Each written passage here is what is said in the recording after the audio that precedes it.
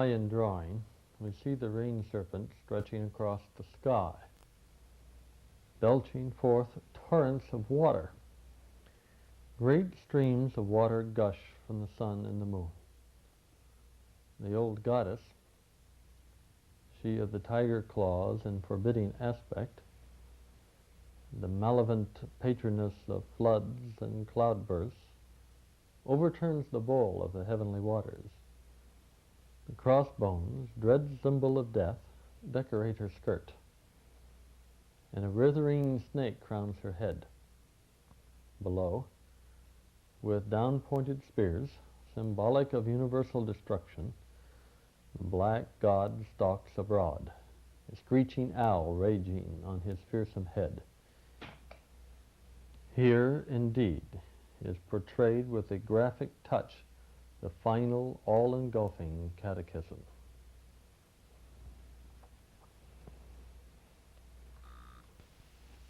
These life-sized carved figures tell the story of the descent of the Ganges, when the serpents attracted the stored-up waters of the Himalayas to be released by Shiva's grace. This is the yogic version of the epic story of Manu. In the Bible, Manu is Noah, the survivor of the great flood. Noah looks at the dove returning with a branch indicating that the new life can begin after the cataclysmic flood. God has given this blessing to Noah from above, while those who did not follow truth lay dead under the veil of water. The text says, O Lord, give peace in our time, for there is none other that fighteth for us, but only thou, O Lord.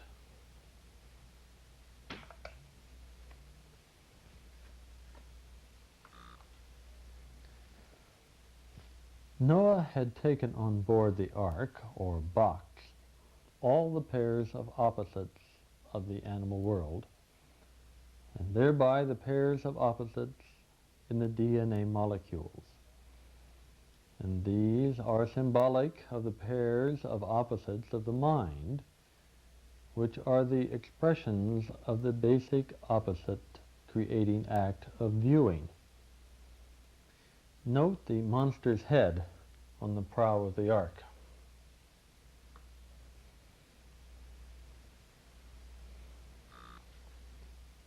After being led to safety, Noah presents a sacrifice to God.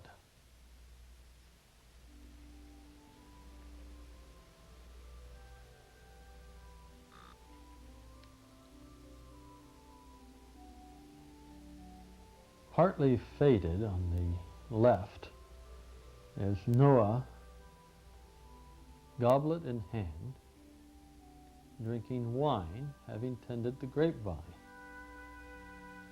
He's in a drunken dance.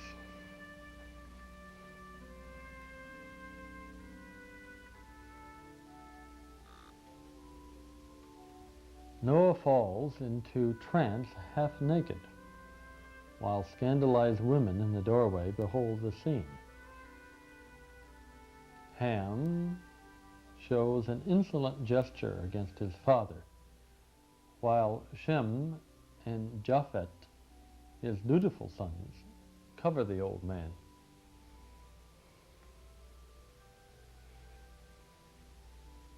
During the great flood, Manu and his Sanatana Dharma version of the ark are pulled to safety by Matsya, the fish.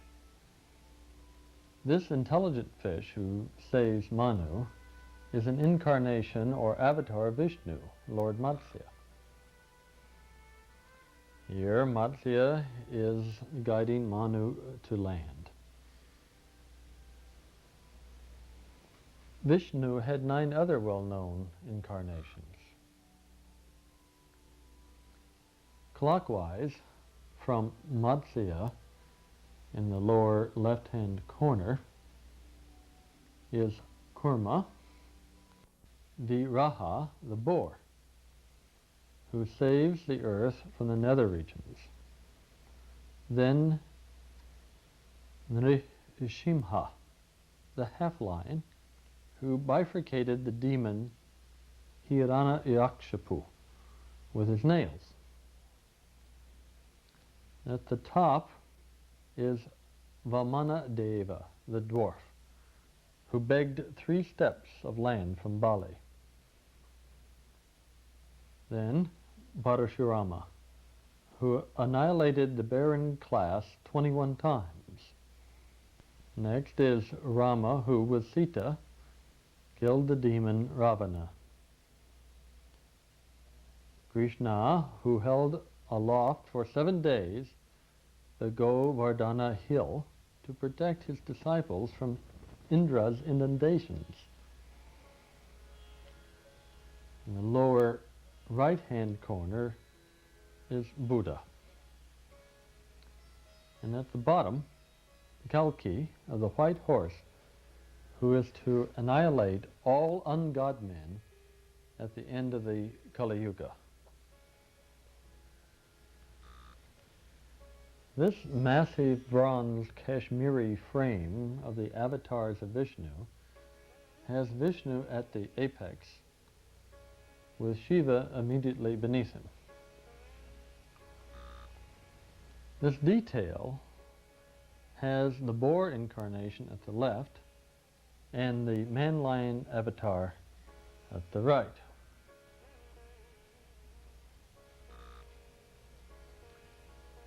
In the middle or Vishnu section of the Kayavarohana Yoga Temple is this Vishnu surrounded by an avatara frame.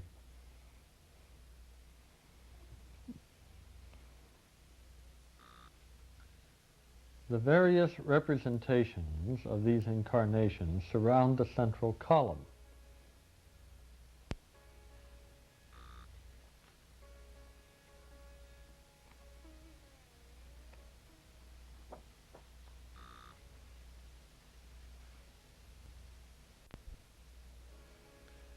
Here is Radha and Krishna.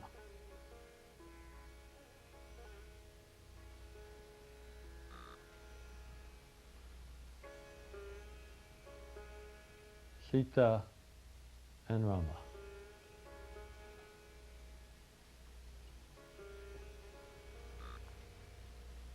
Rama led a perfect life of Dharma.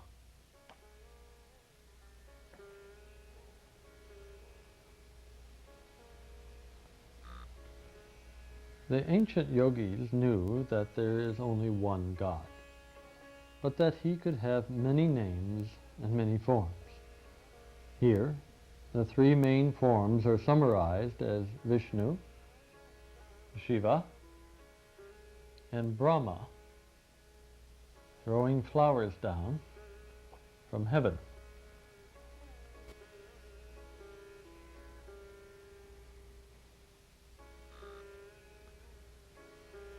Vishnu is the contracting or together principle, the willful, disciplined, celibate, upright, white, shining, tranquil, controlled one of centripetal force that leads to understanding between individuals and the maintenance of the universe.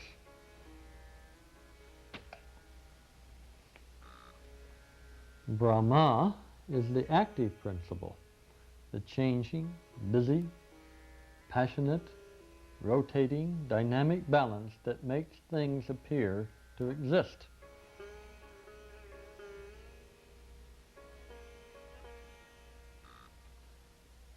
Shiva is the dissolving principle that ends the eons and, in his female form, Kali brings the great flood to purify the world of all evil by her centrifugal force.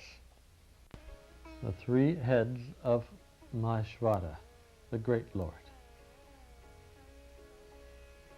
These 3 aspects of God are the creator, sustainer, and dissolver. Again, these three principles are present in the Murti of Lakulisha, also known as Brahmeshvara.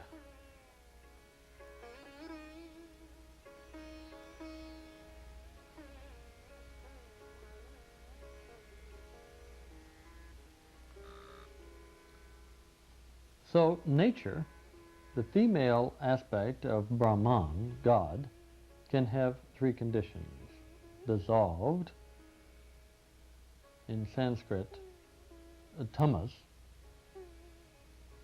existent, sattvas; and creating, rajas.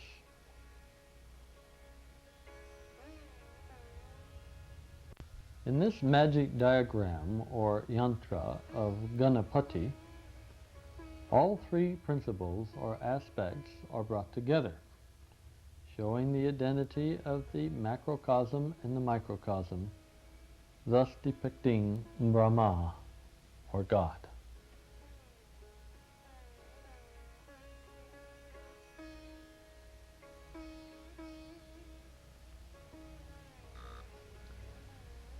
From the attitude that I am me, a body or thing, and so is that other over there, a body or a thing, one evolves through a series of stages to absolute truth. The space generated by subjective viewing, where one experiences that truth as the sum of the manifest world, Om, is followed by the stage in which one is still identified with being different from God. When one knows that one is not the being or personality, but still relates through it or them, a line of symmetry or equivalency with God exists. The impersonal experience of union dissolves away the last sense of existence into the absolute. The often misunderstood voidness or nirvana or sunyata is the Buddha. Buddha or sunyata is often confused with the first five phenomena by individuals at different stages of evolution. Thus, they each say Buddha is this or Buddha is that. They're all partly correct.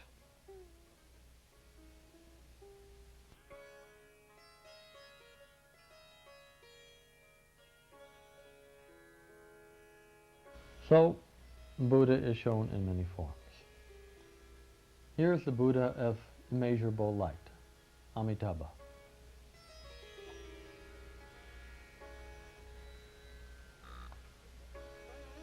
This is a Tibetan version of the historical Buddha, who attained enlightenment while sitting under the Bodhi tree. Above him are the Buddhas of the past, present, and future.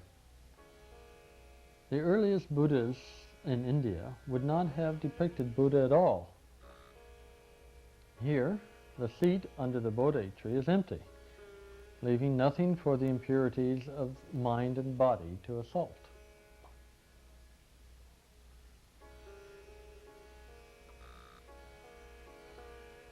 Amida Buddha is seated on a lotus in the midst of his paradise or land of joy in this Japanese version of the ultimate.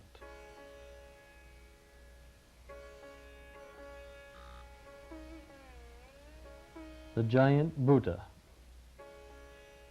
in Pegu, Burma dates from about 990 AD.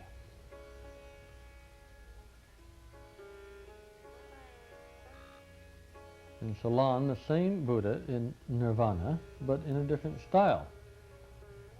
At his head is his favorite disciple, Ananda.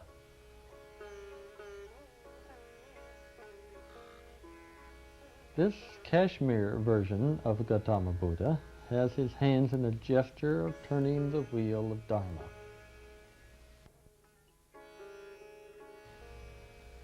This Buddha, in a yogic pose, shows another style complete with a crown, The essence of Buddha is still there, but would his disciple Ananda recognize him?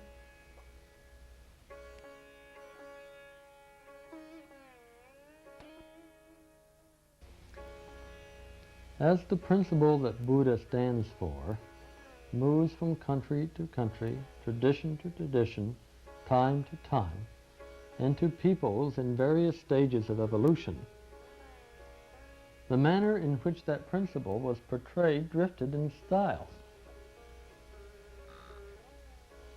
Here he is known as Dainichi Rai, the great day thus come, a form of Japanese Buddha. Amida Raigo Buddha, accompanied by 25 bodhisattvas floating on clouds. A bodhisattva is one who has sacrificed himself and his sadhana for the benefit of mankind.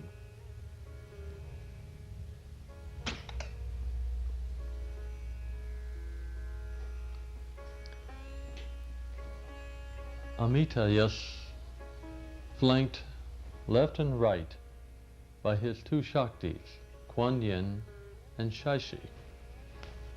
This shrine illustrates yet another variation of Buddha. The drift of names and forms, tradition and style wander all over the world and throughout time. However, the ultimate Buddha, or absolute, or whatever one may call it, is the same.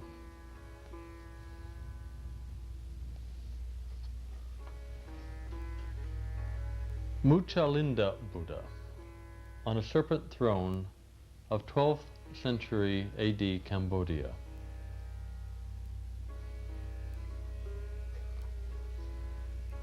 Buddha's death, or parinirvana, painted in Japan in AD 1086.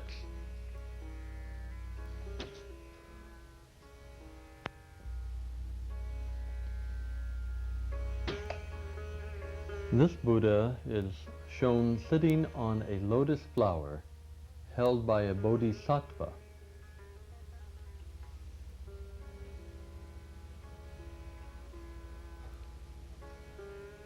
Bodhisattva Padmapani with two Shaktis. This human aspirant of the ultimate has sacrificed his life and his final union with the ultimate to serve and save all other sentient beings.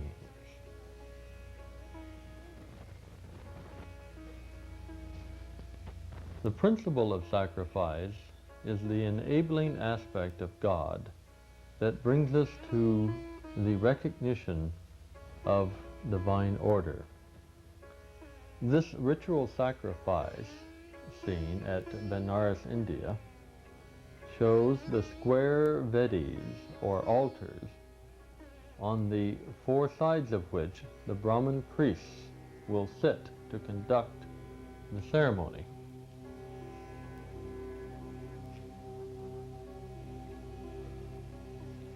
The perfect square of the Vedi is the same perfect square of the heavenly order experienced by yogis in samadhi.